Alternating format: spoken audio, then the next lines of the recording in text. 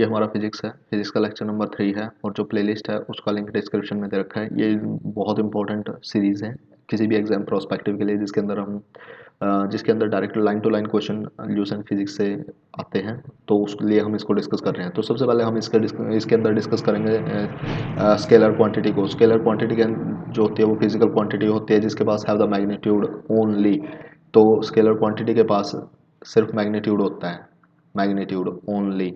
ये स्टेटमेंट यहाँ पे इंपॉर्टेंट है कि इसके पास सिर्फ मैग्नीट्यूड होता है बट डायरेक्शन नहीं होती। इसके एग्जांपल दे रखे हैं mass, speed, volume, work, time. Last video के अंदर हमने डिस्कस किया था कि वर्क होता है, वर्क और फोर्स, उसकी डायमेंशन वो क्या होती है। पिछला वीडियो रिवाइज करके देख लेना कि इसके अंदर अर्ग और जूल जो होती है ना, वो इसकी यूनिट होती है एंड 1 जूल इक्वल टू 10⁻⁷ अर्ग होती है। उसी तरह से न्यूटन होता है, न्यूटन और डाइन, और 1 न्यूटन इक्वल टू 10⁵ डाइन। एक बार लास्ट वाली वीडियो रिवाइज कर लेना, प्लेलिस्ट का लिंक डिस्क्रिप्शन में रखा है। उसके बाद हम वेक्टर क्वांटिटी के बारे में डिस्कस करते हैं। वेक्टर क्वांटिटी वो होती है जिसके अंदर मैग्नीट्यूड और डायरेक्शन दोनों होता है and they obey the simple triangle law. इसको वेक्टर क्वांटिटी होते हैं। ट्रायंगल लॉ क्या होता है, ए दे दिया और बी दे दिया और सी क्या होएगा, ए प्लस बी का जो लॉ होता है ना, A plus B is equal to C. ये होता है हमारा triangle law. Example displacement, velocity, acceleration, force, momentum, torque. Electric current की बात करते हैं। इलेक्ट्रिक करंट में सिर्फ डायरेक्शन होती है, इस वजह से इलेक्ट्रिक करंट एक स्केलर क्वांटिटी है and it does not obey the triangle law. Moment of inertia, refractive index, stress are the tensor quantity. जिसके पास टेंसर क्वांटिटी क्या होते हैं, इसको आप कमेंट सेक्शन में जरूर डालना। डिस्टेंस, डिस्टेंस क्या होता है, डिस्टेंस एंड डिस्प्लेसमेंट। मैं ए से बी गया, ये ए है, ये बी है, और मैं टेढ़े मेढ़े रास्ते से ऐसे ऐसे ऐसे ऐसे गया, तो यहाँ से ए से बी तक मैंने जितना डिस्टेंस ट्रेवल किया that is the distance, actual path जो मैंने कवर किया है in the time interval. Displacement क्या होता है, अब यही ए से बी अगर मैं स्ट्रेट लाइन में फॉलो करूँगा, the shortest distance covered by the body in the defined direction is known as the displacement. Displacement is the scalar, displacement is the vector quantity, displacement vector quantity है, distance is the scalar quantity, क्योंकि इसके अंदर direction नहीं है और इसके अंदर direction है, डिफाइंड डायरेक्शन। डिस्टेंस वही दे रखा है, स्केलर क्वांटिटी है, इसके जो यूनिट है वो भी मीटर में है। इज अ पॉजिटिव नेगेटिव, और डिस्प्लेसमेंट पॉजिटिव भी हो सकता है, नेगेटिव भी हो सकता है, जीरो हो सकता है, where distance is always positive. In general magnitude of displacement is less than equal to distance. तो यहाँ से ये जो इक्वेशन दे रखी है इसके अंदर, ये इक्वेशन भी पेपर के अंदर आ सकती है। स्पीड क्या होती है, distance by time is a speed, because distance, distance क्या है, distance is a scalar quantity, तो बाय डिफॉल्ट स्पीड क्या है, speed is also a scalar quantity. और इसकी यूनिट क्या होगी, इसकी यूनिट है मीटर और नीचे है सेकंड, तो metre per second is the SI unit of the speed. Velocity की बात करें, वेलोसिटी में हम डिस्प्लेसमेंट बाय टाइम लेते हैं, तो डिस्प्लेसमेंट बाय टाइम लेते हैं। Displacement is a vector quantity, time हमारा सेकंड के अंदर होता है, हालांकि इसकी जो एसआई यूनिट है वो मीटर पर सेकंड है, लेकिन ये क्या होगी, ये एक वेक्टर क्वांटिटी है। उसी तरह एक्सेल क्या होता है, change in velocity, because this is velocity is a vector quantity and by default acceleration is also a vector quantity, और इसके डायमेंशन वो क्या होगी, मीटर पर सेकंड स्क्वायर, ये होगी हमारी vector quantity. If velocity decrease with time then the acceleration is negative is called the retardation। जब velocity हमारी कम हो जाती है ना तो उसको हम acceleration कम होगी, acceleration कम होगी तो उसको हम retardation बोल लेंगे। अब दे रखा है circular motion। If an object describe, जब कोई भी ऑब्जेक्ट सर्कल के अंदर फॉलो करता है ना उसे सर्कुलर मोशन बोलते हैं। यूनिफॉर्म स्पीड के साथ मूव कर रहा है किसी भी सर्कल के अंदर, कंसीडर हम एक पत्थर लेके उसको धागे से बांध के घुमाए जा रहे हैं और यूनिफॉर्म स्पीड के साथ घुमाए जा रहे हैं, तो वो हो गया uniform circular motion. Uniform circular motion is an accelerated motion, कि कांस्टेंट स्पीड के साथ हम उसको यूनिफॉर्म स्पीड के साथ बढ़ा रहे हैं, यूनिफॉर्म स्पीड के साथ बढ़ा रहे हैं ना, तो उसको हम एक्सेलरेटेड मोशन बोल लेंगे। Because the direction of the velocity change continuously, जो वेलोसिटी की डायरेक्शन है वो कॉन्टिन्यूसली चेंज हो रही है, इस वजह से वो एक्सेलरेटेड मोशन है। Through the magnitude of velocity is the speed of the body remain unchange, क्योंकि इसके अंदर जो मैग्नीट्यूड है वेलोसिटी का वो सेम रहता है, लेकिन फिर भी एक्सेलरेटेड मोशन है क्योंकि इसके अंदर डायरेक्शन बार बार चेंज हो रही है। एंगुलर वेलोसिटी की बात करते हैं हम। एंगुलर वेलोसिटी किस एंगल से घूम रहा है, इतने टाइम के अंदर कितना डिस्टेंस ट्रेवल करेगा, उसको बोलते हैं और उसको निकालते हैं ओमेगा से। Omega is theta by T. Theta मतलब कितना एंगल ट्रैवल किया कितने टाइम के अंदर। तो ये जो फॉर्मूला है ये बहुत इंपॉर्टेंट है, इसको याद रखने वाला है। Angular velocity denoted by omega and that is denoted by theta by T. Theta मतलब अगर कोई चीज़ सर्कल में घूम रही है तो हम उसको क्या डिफाइन करेंगे कि ये इतना कितना डिस्टेंस ट्रैवल करेगी, theta by T. T, if t is the time period and frequency is equal to number of revolution in 1 second, 1 second के अंदर कितने रेवोल्यूशन कंप्लीट करता है उसको फ्रीक्वेंसी बोलते हैं। N T equal to 1, omega equal to 2 pi by T, और इसको हम बोलते हैं 2 पाई बाई एन। 1/t को हम जो हमारा टाइम पीरियड है उसको फ्रीक्वेंसी से भी लिख सकते हैं एन, जिसको यहाँ से एन से दे रखा है, या 2 पाई। ईजी रखने के लिए हम 2 पाई एफ भी कर सकते हैं यानी फ्रीक्वेंसी। लीनियर स्पीड किसके इक्वल होती है, linear speed is equal to omega R, V equal to R omega.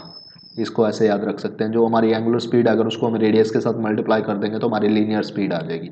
तो ये दो फॉर्मूले हमको याद रखना है, omega equal to Q by T यानी थीटा बाई टी, और V equal to R omega, और टी होता है, ओमेगा होता है 2 pi by T, 2 pi by T, कि कितना एंगल वो ट्रैवल करेगा। न्यूटन लॉ ऑफ मोशन, जो न्यूटन लॉ ऑफ मोशन है ना, Newton is also known as the father of physics, establish the law of motion in his book Principia इन 1687। तो यहाँ से भी एक क्वेश्चन आ सकता है कि who is known as the father of the physics. तो न्यूटन को फादर ऑफ द फिजिक्स बोलते हैं। उसने ही जो लॉ ऑफ मोशन दिए थे अपने बुक के अंदर, प्रिंसिपल के अंदर 1687 के अंदर। फर्स्ट लॉ ऑफ मोशन क्या बोलता है, a body remain in rest और मोशन अनटिल और unless no force act on it. ठीक है ना। First law is also called the Galileo law और लॉ ऑफ इनर्शिया। तो ये अलग से लॉ नाम है इनके, लॉ ऑफ इनर्शिया। तो law of inertia is the first law of motion, second law of motion और थर्ड लॉ ऑफ मोशन। इस तरह से क्वेश्चन आता है कि जो हमारा लॉ ऑफ इनर्शिया वो पहला न्यूटन का सिद्धांत है, दूसरा न्यूटन का सिद्धांत है, या तीसरा न्यूटन का सिद्धांत है, या गैलियो का जो प्रिंसिपल है वो पहले न्यूटन लॉ से रिलेटेड है, दूसरे न्यूटन लॉ से रिलेटेड है, तीसरे न्यूटन लॉ ऑफ मोशन से रिलेटेड है। इस तरह के क्वेश्चन एग्जाम के अंदर आते हैं, वही चीज़ हमें देखनी होती है। Inertia, inertia is a property of body by virtue of it body oppose the change in initial state of rest और motion with uniform speed on a straight line. Inertia, अगर कोई बॉडी मोशन में है तो वो motion में रहना चाहेगी, अगर कोई रेस्ट में है तो रेस्ट में रहना चाहेगी। अगर उसे मोशन से रेस्ट में लेके जाना है तो फोर्स लगानी पड़ेगी, अगर उसे मोशन से रेस्ट में लेके आना है तो फोर्स लगानी पड़ेगी। उसको बोलते हैं इनर्शिया। इनर्शिया दो टाइप का होता है, inertia of rest and inertia of motion. वही चीज़ है जो हमने अभी डिफाइन की यहाँ पे। एग्जाम्पल क्या दे रखे हैं, जब एक कार होती है, स्टार्ट होती है, सडनली स्टार्ट होती है, तो जो पैसेंजर है वो पीछे की तरफ जाते हैं, उनको एक झटका लगता है। रनिंग हॉर्सेस अगर एकदम से रुक जाता है तो राइडर आगे की तरफ जाता है। अगर बस में ब्रेक लगते हैं तो भी राइड जो बस में बैठे हुए यात्री हैं वो आगे की तरफ जाते हैं। When a coat blanket is beaten by stick, dust particle अलग हो जाते हैं। That is also because law of inertia, क्योंकि जब मूवमेंट होती है डस्ट के पार्टिकल रेस्ट में रहना चाहते हैं लेकिन उसके अंदर मोशन इंट्रोड्यूस कर दिया होता है। The first law give the definition of the force. First law से ही हमें पता लगता है कि momentum is equal to M V equal to momentum, mass into velocity is equal to momentum, और ये वेक्टर क्वांटिटी है और इसकी जो एसआई यूनिट है केजी मीटर पर सेकंड है। सेकंड लॉ ऑफ मोशन, ये जो है हमारे फिजिक्स की सीरीज़ है और इसका जो हमने प्लेलिस्ट है वो लिंक डिस्क्रिप्शन में दे रखा है। अगर आपको पूरी सीरीज़ देखनी है तो डिस्क्रिप्शन में से पूरी सीरीज़ को विजिट कर सकते हैं। Newton law of motion, second law of motion, उसने क्या बोला, पहले के अंदर से हमें मिला है कि force equal to M A, momentum equal to mass into velocity. दूसरे से मिला force equal to M A, force applied equal to acceleration produce and mass of the body. तो यहाँ से जो force equal to M A है इसको याद रखना है कि ये हमारे सेकंड न्यूटन लॉ से आया है, और मोमेंटम ये हमारे first Newton law of motion से आया है। न्यूटन सेकंड लॉ से हमें फोर्स के मैग्नीट्यूड का पता लगता है and the first law is contain in the second law. Newton third law की बात करते हैं। न्यूटन थर्ड लॉ कहता है there is equal and opposite reaction for every action there is equal and opposite reaction. जैसे recoil of gun, motion of the rocket. Rocket किस principle पे काम करता है? रॉकेट न्यूटन के तीसरे नियम के सिद्धांत के ऊपर काम करता है। स्विमिंग के अंदर भी हमारा न्यूटन थर्ड लॉ काम करता है। ड्राइंग वाटर फ्रॉम वेल, यहाँ पे भी थर्ड लॉ ऑफ मोशन काम करता है। Principal of conservation of linear momentum, अगर कोई भी एक्सटर्नल फोर्स अप्लाई नहीं की गई किसी बॉडी के अंदर, total linear momentum of the system body remain constant. As the consequence, total momentum of body before and after collision remain the same. Rocket work on the principle of conservation of linear momentum. पीछे हमने momentum देखा, momentum किसके equal था? Mass into velocity के, mv के equal. और यहाँ पे देख क्या दे रखा है? Principal of conservation of linear momentum. Conservation का मतलब क्या आता है? कोई कंसीडर यहाँ पे जो हमारा मोमेंटम है m1 इनिशियल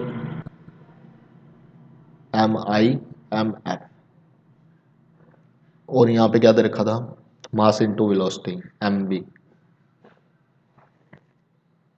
तो mv आ गया, इसके इक्विवेलेंट आ जाएगा ये m1v1 इज इक्वल टू, या mivi is equal to mfvf। तो वहाँ से हमारा principle of conservation of linear momentum लग जाएगा। Impulse, when a large force act on a body for a very small time, उस फोर्स को हम इम्पल्सिव फोर्स बोलते हैं, थोड़े से टाइम के लगती है। Force into time is equal to impulse is equal to change in momentum. जो हमारी जो इम्पल्स है ना, that is also vector quantity, और इसकी direction is the same in the direction of force, ऐसा यूनिट इज न्यूटन सेकेंड। उसके बाद नेक्स्ट टॉपिक इसके अंदर आता है, वो आता है centripetal force. When a body travel along a circular path is velocity change continuously. Okay, naturally an external force always act on a body toward the centre of the path, और external force required to maintain the circular motion of body. कि जब कोई, इसका कहने का मतलब ये है कि कोई बॉडी सर्कल के अंदर फॉलो कर रही है, तो एक फोर्स उस पर बाहर की तरफ लगती है, एक फोर्स उसे अंदर की तरफ लगती है। जो फोर्स सर्कुलर मोशन को मेंटेन करने के लिए जरूरी है अंदर की तरफ लगती है, उसको बोलते हैं सेंट्रीपिटल फोर्स। क्योंकि एक फोर्स उस पर बाहर की तरफ लग रही है, लेकिन उस एक तरफ उसके, और जो बाहर की तरफ लगती है उसको बोलते हैं सेंट्रीफ्यूगल फोर्स, बिकॉज वो एक सुडो फोर्स होती है। If a body of mass is moving on the circular path of radius R with uniform speed, तो सेंट्रीपिटल फोर्स किसके इक्वल होती है? mv² by R. Centrifugal force ये एक सुडो फोर्स है, equal and opposite to the centripetal force. Cream separator और centrifugal drive work on the principle of centrifugal force. ये इसके अंदर दे रखा है, force of action and reaction act on the different bodies. Moment of force, moment of force क्या होता है? जब कोई rotational effect of the force on a body about its axis of rotation is described in term of moment of force. Moment of force about an axis of rotation is measured as the product of the magnitude of force and the perpendicular distance of the direction of force then the axis of rotation. Moment of force, force into moment arm. Moment of force किसी भी चीज़ के ऊपर perpendicular लगता है, consider ये है। अब इस एक्सिस के ऊपर हम इसे रोटेट कर सकते हैं, वो होता है मोमेंट ऑफ फोर्स। जब हम टायर के नेट खोलते हैं तो हम एक एल्की लेते हैं, एल्की लगा के उसके पास एक इतनी सी लगा के एक ऐसी एल्की यूज़ करते हैं, हम उसके अंदर ये मोमेंट आर्म बढ़ा देते हैं, ये हमारी, ताकि इस नेट पे लगने वाली फोर्स को अगर हमें बढ़ाना है तो हम क्या बढ़ा देंगे? मोमेंट आर्म को बढ़ा देंगे। इसकी वजह से फोर्स बाय डिफ़ॉल्ट बढ़ जाएगी। मोमेंट ऑफ फोर्स को बढ़ाने के लिए हमें, फोर्स तो हमारी कम लग रही है लेकिन हमने इसको बढ़ा दिया तो बाय डिफ़ॉल्ट ये कम हो जाएगी, क्योंकि मोमेंट ऑफ फोर्स तो कांस्टेंट है। ये एक वेक्टर क्वांटिटी है एंड इस unit are newton metre. Centre of gravity, centre of gravity of body is a point through which the entire weight of the body act. Consider कोई भी body है, ये एक हमारा स्क्वायर है या रेक्टेंगल है, जो भी है, कंसीडर इसका ये सेंटर ऑफ ग्रेविटी है। सेंटर ऑफ ग्रेविटी का मतलब इसका जो भी वेट है ना, वो इस पॉइंट पे एक्ट करेगा, बस। Centre of gravity does not change with the change of orientation of the body in the space. इसको उल्टा पुल्टा कैसे भी करो, ये सेंटर ऑफ ग्रेविटी चेंज होने वाला नहीं है। The wait of the body act through the centre of gravity in the downward direction, hence the body can be brought to the equilibrium by applying the force equal to the weight of the vertical upward direction through the center of gravity. Now next concept given here is the equilibrium. If the resultant of all the forces acting on a body is zero, then the body is said to be in the equilibrium. If the body is in the equilibrium, it will be either at rest or in uniform motion. If it at rest, the equilibrium is called the static, otherwise dynamic. Static equilibrium is of the following three type. Static equilibrium तीन type का होता है, stable, unstable, neutral. Stable मतलब एक बार slide displacement from equilibrium position अपने आप original position में आ जाएगा, वो होता है स्टेबल इक्विलिब्रियम. अनस्टेबल एक बार डिस्कस कर दिया दोबारा से नहीं आएगा उस पोजीशन के अंदर, उसे बोलते हैं अनस्टेबल. और न्यूट्रल, उसको कैसे भी कर लो, उसकी जो सेंटर ऑफ ग्रेविटी है ना एक सेम हाइट के ऊपर रहेगी, वो हो गया हमारा neutral equilibrium. Condition for stable equilibrium. For stable equilibrium of the body, the following two conditions should be fulfilled. Center of gravity minimum height के ऊपर होना चाहिए. स्टेबल इक्विलिब्रियम के लिए जो हमारा सेंटर ऑफ ग्रेविटी है, जो इंपॉर्टेंट कॉन्सेप्ट है हमारा सेंटर ऑफ ग्रेविटी है. सेंटर ऑफ ग्रेविटी क्या होना चाहिए, मिनिमम हाइट के ऊपर होना चाहिए. Vertical line passing through the centre of the gravity of the body should pass through the base of the body. ठीक है ना. जो हमारे वर्टिकल लाइन पास करेंगे, एक होगी हॉरिजॉन्टल लाइन, एक होगी वर्टिकल लाइन. वर्टिकल लाइन क्या करेगी, कंसीडर ये हमारी एक बॉडी है, ये इसका सेंटर ऑफ ग्रेविटी यहाँ पे है. सेंटर ऑफ ग्रेविटी क्या होना चाहिए, मिनिमम हाइट के ऊपर होना चाहिए, और जो हमारी वर्टिकल लाइन है वो सेंटर ऑफ ग्रेविटी के अंदर से पास होनी चाहिए. That is the concept of stable equilibrium. इस वीडियो के अंदर इतना ही. नेक्स्ट वीडियो के अंदर हम डिस्कस करेंगे work, energy and power. That is the fourth lecture. इसकी जो प्लेलिस्ट है वो हम उसका लिंक डिस्क्रिप्शन में दे दिया गया है, जहाँ से आप फिजिक्स को स्टडी कर सकते हैं. और इसके क्वेश्चन भी बहुत soon, very soon we are going to adding the question related to this topic. Thank you. Kindly share it. जहाँ भी आप शेयर करें, फेसबुक, व्हाट्सअप, ट्विटर, जहाँ भी आप शेयर करो यार, शेयर करो इसे जितना भी शेयर कर सकते हो. Thank you.